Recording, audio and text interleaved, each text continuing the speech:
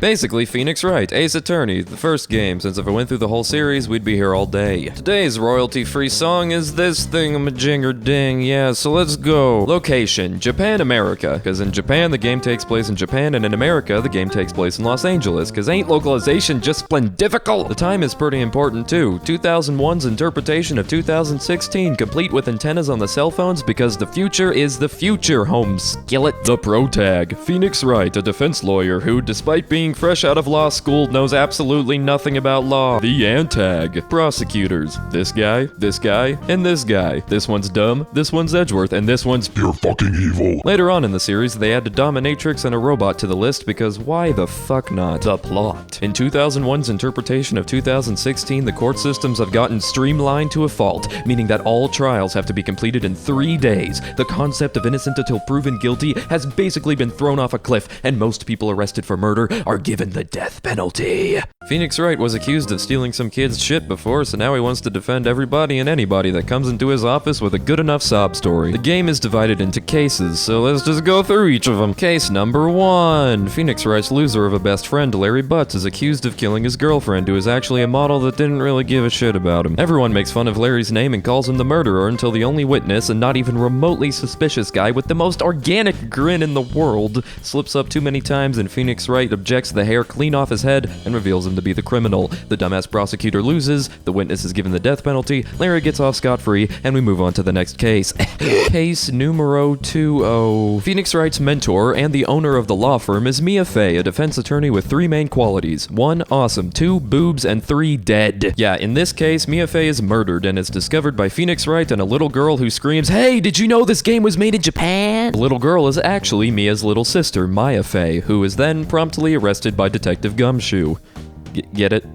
Detective Gumshoe, like a gumshoe is another name for a detective. The witness is Boob Lady over here, who is put on the stand and promptly shut down by Phoenix Wright. However, the prosecutor this time is Miles Edgeworth, the undefeated prodigy, so he won't back down that easily. Luckily, Phoenix is able to secure another day of investigation where he finds out Boob Lady was wiretapping the offices and Mia was searching into the criminal activities of Mr. Red White. Red White is the ultimate in pompous assholes and is the obvious murder suspect. We know this because of the opening cinematic showed us he was the killer. So yeah, there aren't any doubts in this one. Unfortunately, Red White has dirt on virtually everyone and uses his connections to get Phoenix arrested. Shit. So Phoenix has to defend himself in court this time and is having a really hard time doing so. On the verge of defeat, Phoenix is saved by Boobus Ex Machina. As it turns out, Maya is a spirit medium and can channel the spirit of her dead sister to help Phoenix during trials. Well shit, I could have known that earlier, Maya, you little piece of shit. Maya Boob Edition points out the winning evidence and Phoenix saves the day once again, convicting the blackmailing jackass and adding a single loss to Edgeworth's perfect record. Maya, with her sister dead, forces herself on Phoenix Wright and thus becomes the first in a series of little girl sidekicks.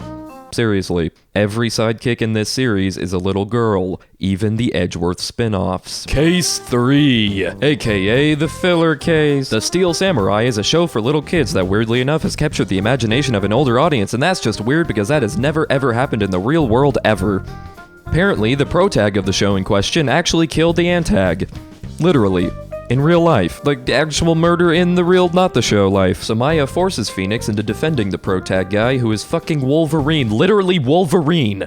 Fucking Wolverine. So Phoenix goes through a whole bunch of bullshit and meets a bullshit kid, a bullshit director, a bullshit producer, and a kind of bullshit assistant before eventually coming upon the bullshit truth. Oh, and don't forget the bullshit security guard that falls in love with Edgeworth for some reason. The crime scene was a different location, and the antag was the actual bad guy. What a shocker. The antag was trying to attack the producer, and she killed him out of self-defense. The killing perfectly resembled a case years earlier where the antag killed someone in a similar manner, with the producer covering it up and using it as blackmail for the antag to work for almost no pay. The director was in on it too, so basically, everyone's a shithead. Although at this point, Phoenix seems to be lightening up to Edgeworth, who now has 2 losses on his record. If you like the idea of a current case revolving around a case years prior, then you'll love the next 2 cases because they run that concept into the ground. Case 4, aka technically the final case. 2 guys on a boat. One dies. The other is Edgeworth with a gun. Edgeworth is in jail, and Phoenix decides to help. Why? Because Edgeworth stuck up for him back back when Phoenix got accused of stealing some kid's shit. Edgeworth wanted to be a defense attorney back then, but then he became a prosecutor. Why? Finding out is literally the only reason why Phoenix became a defense attorney. Holy shit, talk about dedication, I guess you would call it that. So Phoenix gets to investigating, and it's like, whoa, there's a camera out by the lake. A programmable camera that still uses film for some reason, because the future. The overly southern woman manning the camera is like, oh shit, I think I'm a witness now, and runs off to become a witness, and Phoenix is like, well, fuck me sideways with a red-hot spatula on an August afternoon in the middle of a goddamn chili bowl.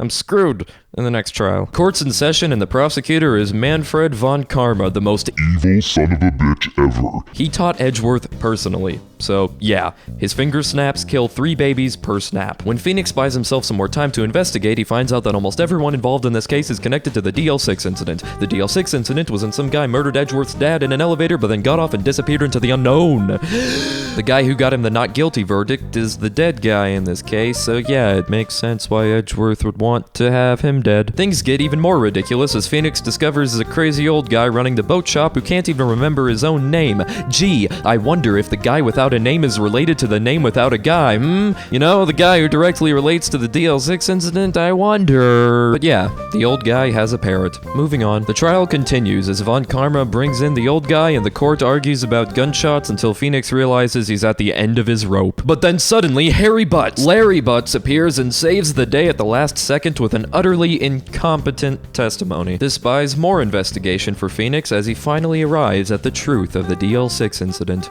And then Von Karma tases both him and Maya and steals the evidence. Well, that sucks hard. Like, really, ow. The only evidence saved was a single bullet from the DL6 incident that Maya managed to snag before getting tased. So the final trial begins and Phoenix has jack shit. Von Karma has fixed every witness and every piece of evidence, and Phoenix has absolutely nothing he can do about it. But wait! There is one witness Von Karma couldn't possibly have thought of.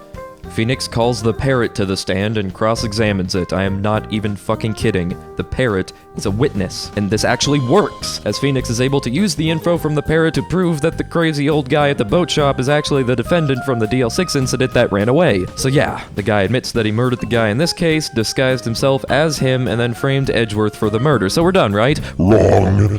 Von Karma guilted Edgeworth into thinking that he had killed his own father back then in the DL6 incident, and Phoenix has to prove to Edgeworth that he couldn't have. They argue about bullets until they realize that the shooter had to be outside the elevator. Who was outside the elevator? None other than Von Karma himself. They used the bullet that Maya grabbed earlier and a fucking metal detector to prove that Von Karma had been shot by a bullet during that incident, proving that he was outside the elevator. So yeah, Phoenix wins, Edgeworth is free, and Maya leaves to practice being a spirit medium. But wait! Case 5, aka the Nintendo DS exclusive case that was inserted there because reasons. This case almost takes up the same amount of time as all the other cases combined. So yeah, there's a new little girl assistant and her older sister is arrested for stabbing someone. There's also a cowboy, a lunch-selling woman pimp, Edgeworth, an animatronic badger, video evidence, fingerprints, and of course a previous murder case where everyone in this case had something to do with it. The SL9 incident. Hey, are you noticing a pattern with these names?